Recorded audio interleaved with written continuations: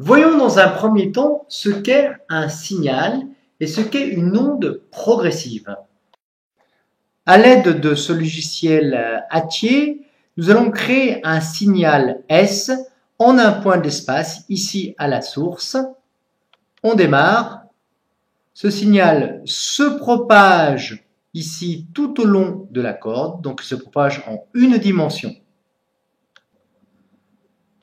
À remarquer qu'il n'y a pas proprement dit déplacement de matière, puisque ce point va se déplacer et revenir à sa position initiale, mais il y a par contre un déplacement d'énergie de la source vers tous les points du milieu. À noter que le signal se déplace avec une vitesse appelée célérité. Le point bleu est placé à une distance x égale 0 m de la source. C'est la source elle-même. Ce point rouge est placé à une distance de 2 mètres environ du point bleu. Sur cet axe, nous voyons la valeur du signal au cours du temps, c'est-à-dire la valeur de l'élongation, la position de ce point de la corde sur l'axe des Y en chaque instant t. On démarre, on voit que le point bleu commence à se déplacer à t égale 0, alors que le point rouge commence à se déplacer au bout d'une seconde. Que vaut la célérité?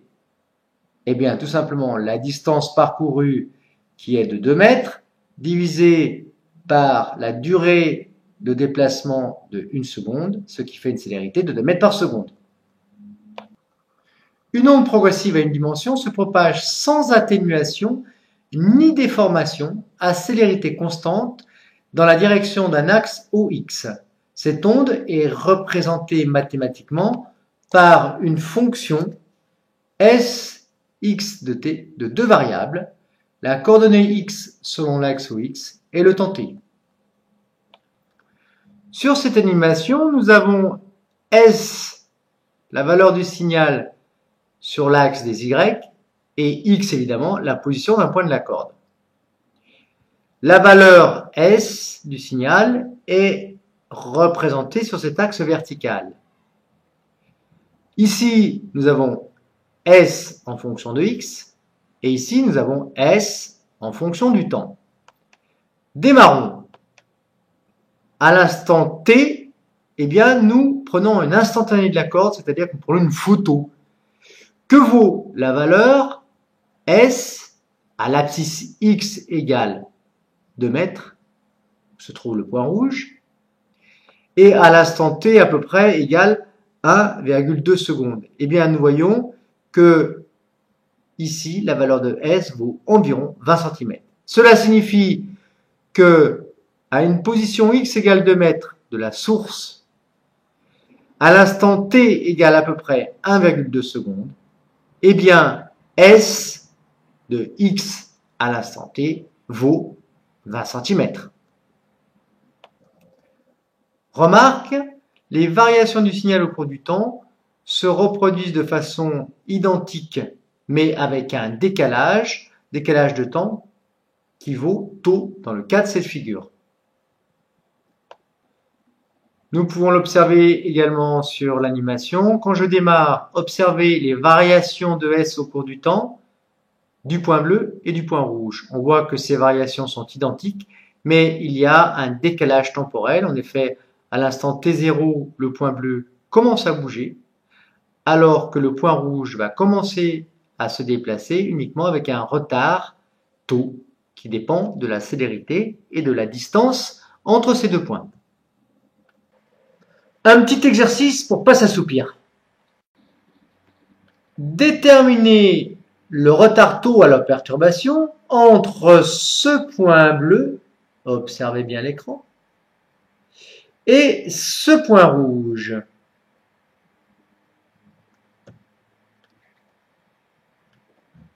Eh bien, vous l'aviez sans doute trouvé.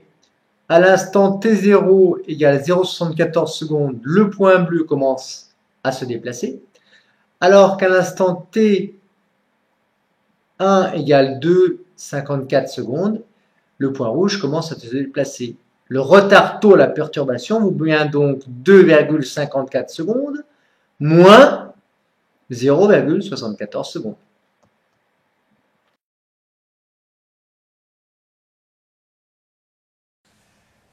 Expression générale d'une onde progressive. J'ai pris l'exemple du déplacement d'une onde. Le long d'une corde, c'est ce qu'il y a de plus simple. S correspond à quoi? L'altitude du point de la corde au cours du temps. Donc au passage de l'onde, qu'est-ce qui se passe? En un point M0 de la corde d'abscisse x0, nous avons représenté l'élongation au cours du temps. C'est-à-dire tout simplement qu'au passage de l'onde, qu'est-ce qu'elle fait? La corde, elle se soulève, puis elle redescend. L'onde se propage, elle arrive avec un certain retard taux au point M1 de la corde d'abscisse x1. L'élongation de x1 et l'élongation en x0 est identique au cours du temps, puisque l'onde se propage sans déformation. Bon, qu'est-ce qu'on peut écrire? Eh bien, tout simplement que la valeur de l'élongation, la valeur du signal en x0 à l'instant t0, puis à l'instant t0, c'est ça? Vaut exactement la même valeur que la valeur du signal pour le point d'abscisse x1 à l'instant t0 plus taux. Taux étant le retard à la perturbation que nous voyons ici. Voici t0, voici t0 plus taux. Sur cette animation de Hachette, nous voyons qu'en t0, eh bien, le point bleu commence à bouger, et à l'instant t0 plus taux, eh bien, le point rouge commence à se déplacer. Le retard à la perturbation est égal environ à 1,2 secondes. De manière plus générale, on peut dire que la valeur du signal au point M0 d'abscisse x0 à l'instant t quelconque est égale à la valeur du signal au point M1 d'abscisse x1 à l'instant t quoi? T plus taux. Voilà. Par exemple, à l'instant t, la valeur du signal en x0 vaut S max. Et puis, à l'instant t plus taux, à nouveau, la valeur du signal en x1 vaut S max. Bon. Ça, c'est une façon de le voir. Et puis, on peut le voir d'une autre façon. Un problème se voit toujours de deux façons, évidemment. On peut se dire ça aussi. Le signal à l'abscisse x0 égale 0 à l'instant t, au cours du temps, varie de cette façon-là.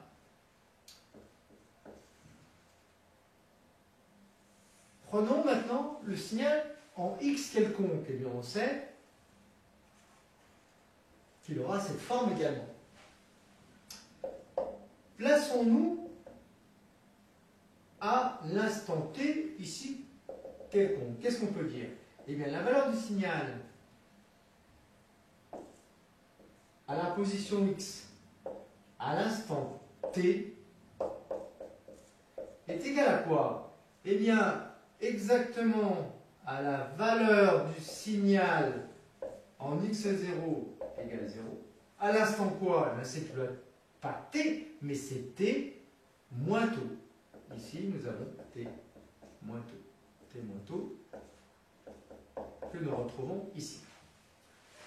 Donc, nous pouvons écrire que le signal en x quelconque à l'instant t quelconque est égal au signal à la source à l'instant t moins taux. Que vaut taux maintenant? Eh bien, le signal se déplace avec une certaine célérité, c, qui est égale à quoi? La distance parcourue. Distance parcourue entre x et x0, eh bien, c'est x moins x0. Distance parcourue divisée par la durée du parcours. La durée du parcours correspond à ce retard à la perturbation, c'est-à-dire taux. Autrement dit, comme x0 égale 0, ça nous fait taux égale x sur c.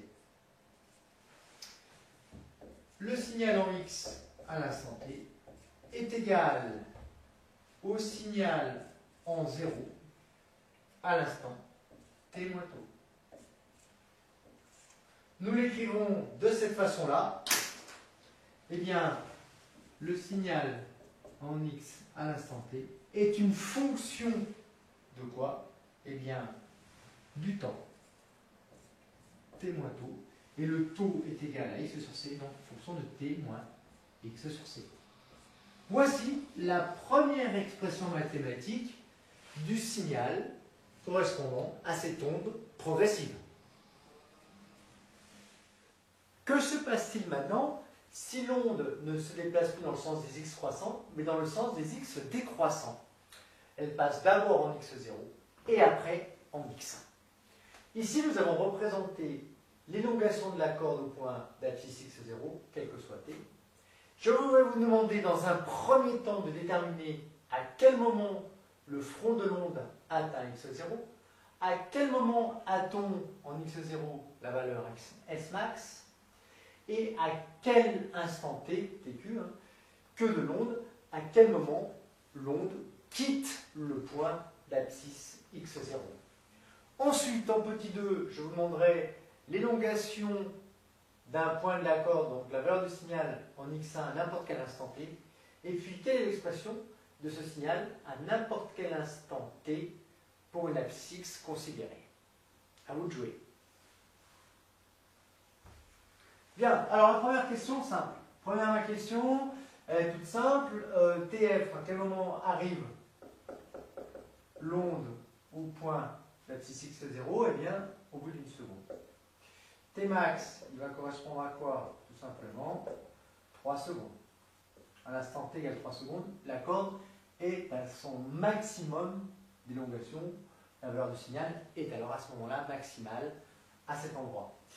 Et puis, à l'instant, eh bien, TQ égale 4 secondes, l'onde quitte le point x0 qui s'immobilise jusqu'à la fin des temps.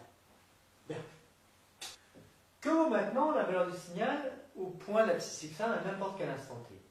Eh bien, on va d'abord se demander en quel instant, on va l'appeler TF1, en quel instant TF1 l'onde arrive en x1. Eh bien, l'onde est arrivée en x0 à l'instant tf égale 1 seconde. Il arrivera à l'instant tf1 en tf plus taux. Taux étant la durée mise par l'onde pour parcourir cette distance. Or, nous savons que c est égal à quoi? Eh bien, la norme de c vaut 1 mètre seconde moins ici. C est égal à la distance parcourue, c'est-à-dire x1 moins x0, sur la durée du parcours, c'est-à-dire taux. Attention, il va falloir mettre moins x1 moins x0. Pourquoi x1 moins x0 vaut quoi? Moins 3 mètres. C'est une valeur algébrique qui est négative puisque x1 est plus petit que x0. Attention à ce signe. Donc taux est égal à moins x1 moins x0 sur c. Par conséquent, TF1 est égal à TF, c'est-à-dire 1, plus taux qui vaut quoi? Plus, alors, x1 moins x0, x1 moins x0, ça fait moins 3, moins 3, ça fait plus 3, divisé par 1, ça fait plus 3. Ça fait 4 secondes. Donc, à l'instant t égale 4 secondes, la corde commence à bouger. Prenons un petit stylo bleu. Voici la corde en S de x1. Eh bien, tant que l'onde n'est pas arrivée en ce point de la corde, elle ne bouge pas. Puis elle va commencer à bouger à 4 secondes. Que vaut maintenant T max au point d'abscisse x1? L'instant t, ben c'est toujours la même chose, ce serait T max plus taux, c'est-à-dire T max c'est 3. 3 plus 3 égale 6 secondes. Donc, au point d'abscisse x1, eh bien, l'élongation est maximale au bout de 6 secondes. À quel moment l'onde quitte le point x1? Eh bien, TQ1 égale TQ plus taux, c'est-à-dire 4 plus taux, 4 plus taux, plus 3, égale 7 secondes. Et voilà l'allure de l'élongation de la corde au cours du temps au point d'abscisse x1. Ensuite, évidemment, la corde, elle reste immobile jusqu'à la vie des temps. Voilà. Bien. Que vaut maintenant l'expression de S de x1 à l'instant t général, eh bien S de x1 à l'instant t est égal à quoi? Eh bien, c'est la même que x0 à l'instant t moins taux. Or, t moins taux, ça fait quoi? Taux est égal à, on l'a vu tout à l'heure, moins x1 moins x0 sur c, donc moins taux, ça fait plus x1 moins x0 sur c. Alors attention, cette valeur-là est bien négative, puisque x1 est plus petit que x0. En 4, quelle est l'expression d'un signal en un point d'abscisse x à n'importe quel instant t? Eh bien, qu'est-ce qu'on fait? On va remplacer x1 par x, donc, et puis x0, on va le prendre égal à l'origine, c'est-à-dire en 0. Donc, S, la valeur du signal en x0 égale 0 à l'instant t, x1 je remplace par xt plus x, x0, il simplifie puisqu'il vaut 0, t plus x sur c. Donc attention, cette expression est différente de celle qu'on a vue dans le cas des x croissants, où on avait t moins x sur c. Les valeurs de x étant négatives, hein, ça revient au même ici. Hein. On peut dire donc par conséquent que le signal est une fonction de quoi? Eh bien, une fonction d'une seule variable, t plus x sur c. X étant fixé, x sur c est une constante, donc une seule variable, la variable de t, donc t plus x sur c est la variable de cette fonction. En conclusion, soit une onde progressive se propageant à la vitesse c dans la direction de l'axe x dans le sens des x croissants, sans atténuation ni déformation, alors on peut écrire que la valeur du signal en x à l'instant t est égale à la valeur du signal en 0 à l'instant t moins x sur c. Cette valeur du signal peut être par exemple l'élongation d'un point de la corde, c'est-à-dire son altitude au cours du temps. Le membre de droite de cette équation est simplement une fonction grand F d'une seule variable, t moins x sur c. On la note f de t moins x sur c. Voici donc comment on peut écrire la valeur du signal en x à l'instant t, qui est une fonction de t moins x sur c. Bien, dans le cas où l'onde se déplace dans le sens décroissant des x, alors s de x à l'instant t est égal à s de t plus x sur c à la position x égale 0. Et on écrit comme ceci l'expression du signal d'un point d'abscisse x à l'instant t.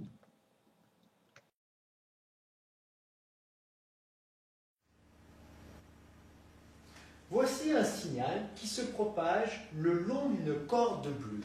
À l'instant t1 égale 0 secondes, on fait une photo de cette corde. Voici l'allure de la corde. La célérité de l'onde le long de la corde vaut 1 mètre par seconde. Dans la première question, je vais vous demander quelle est la valeur du signal en x1, x2 et x3 à l'instant t1. Puis, à l'instant t2 égale 5 secondes, dessinez la forme de la corde. Et en dernière question, quelle est l'expression générale de la valeur du signal d'un point de la corde d'abscisse x à un instant t quelconque? À vous de jouer. Bien. Alors, pour les valeurs du signal en x1, x2, x3, c'est très simple. On regarde directement ici sur le schéma.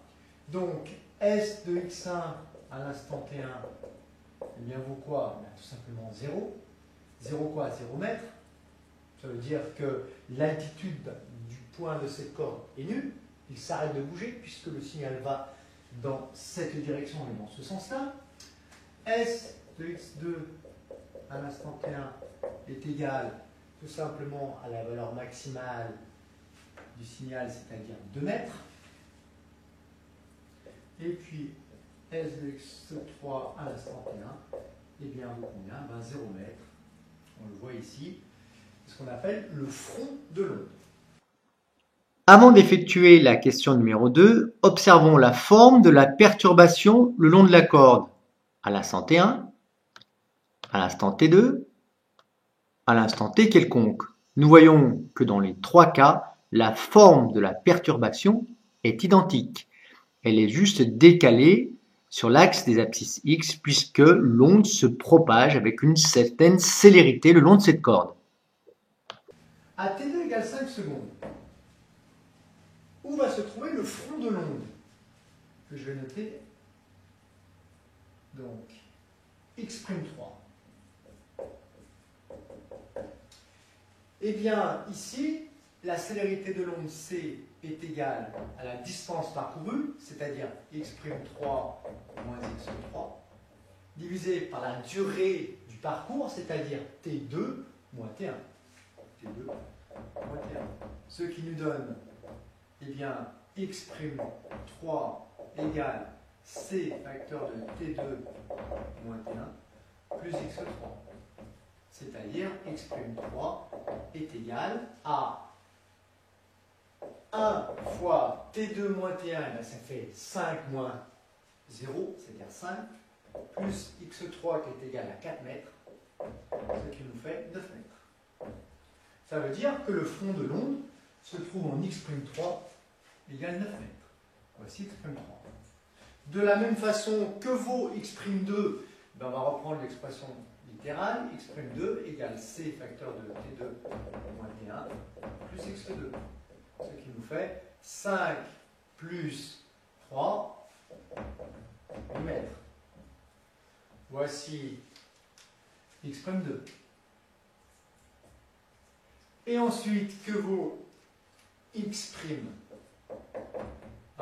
Eh bien, c facteur de t2 moins t1 plus x1, c'est-à-dire, eh bien, 1 plus 5, ça fait 6 mètres. Voici où se trouve donc x'1. Cette forme-là se reproduit identique à elle-même tout au long de la corde. Dessinons donc cette corde à l'instant t2. Eh bien, alors voici. Voici la corde à l'instant t2 égale 5 secondes. Quelle est l'expression générale de la valeur du signal en x à l'instant t? Eh bien, regardons ce que l'on vient de faire. Troisième question. Qu'est-ce qu'on se rend compte? On se rend compte que S de x'3 à l'instant t2 est égal à quoi? Eh bien, à S de x'3 à l'instant t1. Or, que vaut x'3? Eh bien, on peut écrire ceci. S de x'3 à l'instant t2 est égal à S de x'3. Qu'est-ce que c'est? Eh bien, c'est x'3 moins c facteur de t2 moins t1 à l'instant t1. Bien, généralisons cette expression. S, si je prends x'3, un x quelconque, S de x et t de un temps t quelconque, égale S de x moins c t2 et t quelconque moins ct. T1, il est égal à 0. Donc à l'instant 0. Nous avons vu dans un premier temps l'expression du signal à n'importe quelle position x à l'instant t, dans le cas où l'onde se déplaçait dans le sens des x croissants. Que se passe-t-il maintenant si l'onde se déplace dans le sens des x décroissants? Le vecteur c, étant orienté dans ce sens-là, est égal à cx fois i, c'est-à-dire cette fois-ci moins c fois i, puisque le vecteur vitesse est orienté dans le sens opposé au vecteur unitaire qui repère l'axe OX. Bien, alors je vous pose les mêmes questions. Quelle est la valeur du signal en x1, x2, x3 à l'instant t1? À vous de voir sur le graphique. À l'instant t2 égale 5 secondes, déterminer la forme de la corde et ensuite déterminer l'expression générale du signal S à la position x à n'importe quel instant t. Bien. C'est alors, la première question facile. La valeur du signal en x1 à l'instant t1 est égale à, eh bien on regarde ici directement, la valeur du signal vaut 0. La valeur du signal en x2, que vaut-elle à l'instant t1? Eh bien, elle est égale, on regarde directement, 2 mètres. Voilà, pour cette valeur, 2 mètres. Et puis la valeur du signal en x3, à l'instant t1, que vaut-elle? Eh bien, on le voit, 0. Posons-nous maintenant la question de savoir où se trouvent ces perturbations à l'instant t2, au bout de 5 secondes. Chargement de stylo, petit 2. Prenons par exemple le signal qui correspond au front de l'onde, c'est-à-dire le début de cette onde, qui se propage comme ceci. Où se trouve x'1? Quelle est sa valeur? Eh bien, nous savons que la vitesse sur l'axe des x, cx, est égale à moins c, est égale à quoi? La dérivée de x par rapport au temps. Voire programme de terminale. Autrement dit, moins c égale. La variation de x, c'est quoi? C'est x'1 moins x1 sur la variation de temps, c'était 2 moins t1. Autrement dit, x'1 moins x1 égale c facteur de t2 moins t1, ce qui nous donne x'1 égale x1 plus c facteur de, moins c facteur de t2 moins t1. Application numérique, eh bien ça nous donne x'1 égale quoi? x1 c'est 5 mètres. Voilà. Moins c, c'est-à-dire moins 1 mètre par seconde, fois t2, c'est 5 moins 0. Ce qui nous donne 5 moins 5, 0. Le front de l'onde, où se trouve-t-il? Eh bien, il se trouve ici, au point de la corde d'abscisse x égale 0. De la même manière, si on veut x'2, eh bien x'2 c'est égal à x2 moins c vecteur de t2 moins t1, c'est-à-dire x2 c'est 7, 7 moins 5 égale 2 mètres. Voilà, x'2. Donc x'1 se trouve ici. x'2 se trouve à 2 mètres. Et puis x'3, je vous le donne en 1000, vous devriez le trouver tout de suite. x'3 c'est x3 moins c facteur de t2 moins t1. Autrement dit, ça nous fait 8 pour x'3. 8 moins 5 égale 3 mètres. Voici la queue de l'onde, elle est là, elle est en x'3. Je dessine l'onde, eh bien, tout simplement, ici l'onde, la voici, la voilà, en bleu d'azur. Voilà. Voilà l'onde à l'instant t2 égale 5 secondes. Eh bien, trouvons maintenant l'expression générale du signal en n'importe quel instant t, à n'importe quelle position x. Prenons par exemple le cas de x'2. Allez. Eh bien, qu'est-ce qu'on voit? On voit que S de x'2 à l'instant t2, c'est 2 mètres. Ça vaut quoi? La valeur du signal en x2 à l'instant t1. Donc la valeur du signal en x2 à l'instant t1. Donc S de x'2 à l'instant t2 est égal. x2, regardons dans cette expression, x2 est égal à quoi? Est égal à x'2 plus c facteur de t2 moins t1. Évidemment, à l'instant t1. Généralisons cette expression. Si on prend x'2 étant une valeur de x quelconque, s de x à l'instant t, que vaudra-t-il? Eh bien, il vaudra s de x plus c, c'est à l'instant t2 quelconque, on note t, plus c fois t, moins t1, t1 c'est l'instant origine, t1 égale 0,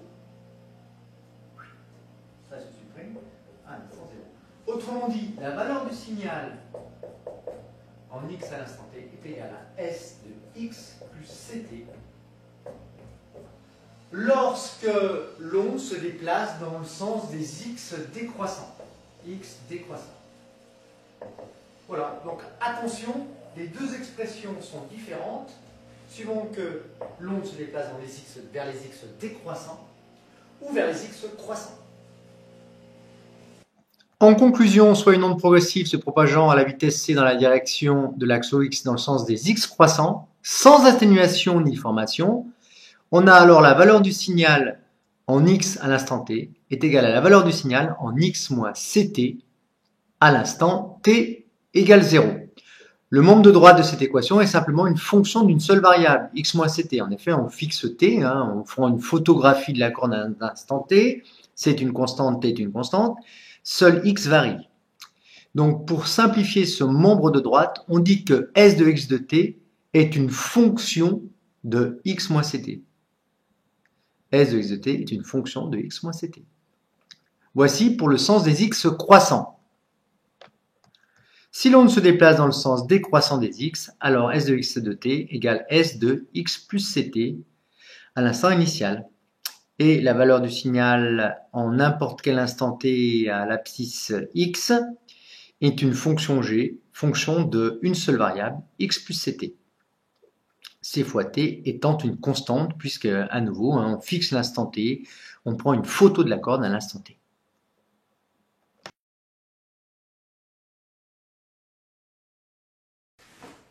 Exercice sur les ondes progressives. Voici une onde qui se propage le long d'une corde. On a représenté en y l'élongation de la corde, en t égale 0 pour n'importe quelle abscisse x. On vous demande, sachant que la célérité de l'onde vaut 2 mètres par seconde, que l'onde se propage sans déformation, de dessiner l'allure de y à l'abscisse x1 égale 8 mètres pour n'importe quel instant t. Donc vous représenterez l'allure de y en fonction du temps pour cette abscisse x1 égale 8 mètres. À vous de jouer. Bien, pour répondre à cette question, qu'est-ce qu'il faut faire? Il faut trouver des instants particuliers pour des valeurs d'élongation particulières. Alors, quel instant t particulier est-ce que l'on va déterminer dans un premier temps? Eh bien, le front de l'onde que je vais désigner par xf égale 4 mètres est placé à une certaine distance de x1. La célérité de l'onde est égale à la distance parcourue, x1 moins xf, sur quoi?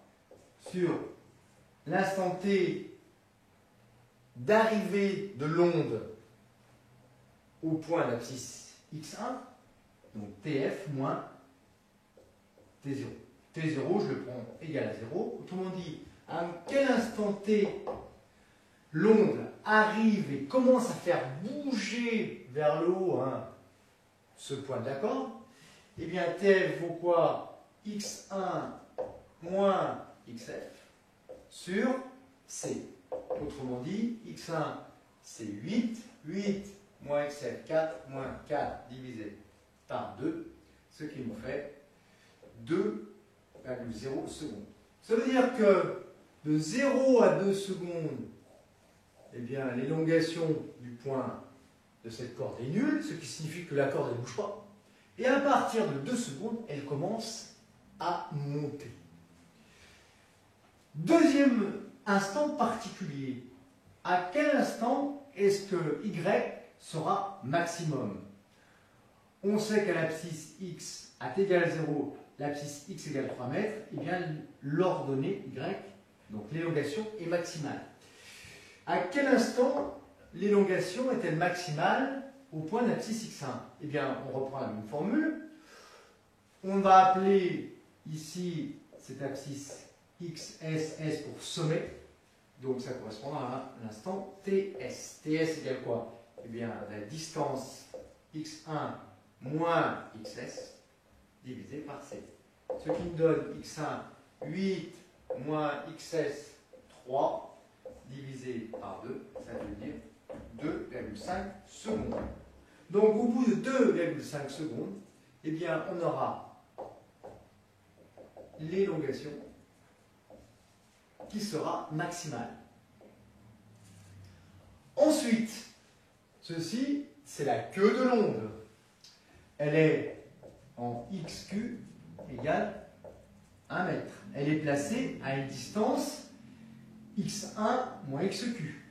Elle arrivera donc à l'instant t indice q, qui est égal à quoi? x1 moins xq sur c. Autrement dit, 8 moins 1 sur 2, ça nous fait 7,5. 7,5, ça fait 3,5 secondes.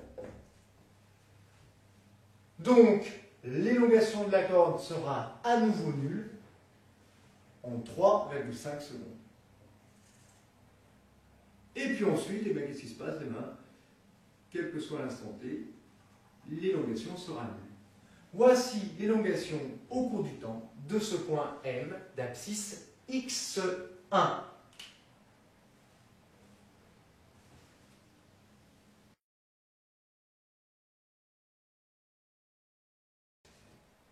Exercice sur la propagation d'une onde. Bien, voici la forme de la corde à l'instant t0. La valeur du signal correspondant à l'élongation de la corde est notée sur cet axe. Et là, nous avons la position x qui est en mètres. La célérité de l'onde vaut 2 mètres par seconde. L'onde se propage sans déformation. Et je vous demande la forme de l'onde à l'instant t1 égale 2 secondes. À vous de jouer. Représentons la forme de la corde au bout d'un instant t1 égale 2 secondes. Pour ceci, il faut évidemment qu'on calcule dans un premier temps la distance parcourue par l'onde en 2 secondes. Eh bien, cette distance vaut quoi? Eh bien, la célérité est égale à la distance parcourue, donc x1 moins x0, divisé par la durée du parcours, t1 moins t0. Autrement dit, x1 moins x0 égale c fois t1 moins t0. Autrement dit, quelle est la distance parcourue? Eh bien, x1 moins x0 égale c fois t1, c'est-à-dire 2 fois 2, égale 4 mètres. Donc l'onde s'est déplacée de 4 mètres. Prenons ce point-là, ce qu'on appelle le front de l'onde. Eh bien, le front de l'onde, il s'est déplacé de 4 mètres. Donc, ce point c'est 0, on va le retrouver où? Ici. Je vais l'appeler C1 par exemple. Celui-ci va se retrouver ici. Je vais l'appeler par le point B1. Et puis A0 va se retrouver 1 plus 4, 5. Voilà. Et voilà la forme de la corde à l'instant t1 égale 2 secondes. Donc, ceci représenterait l'élongation de la corde pour n'importe quelle valeur de x à l'instant t1 égale 2 secondes.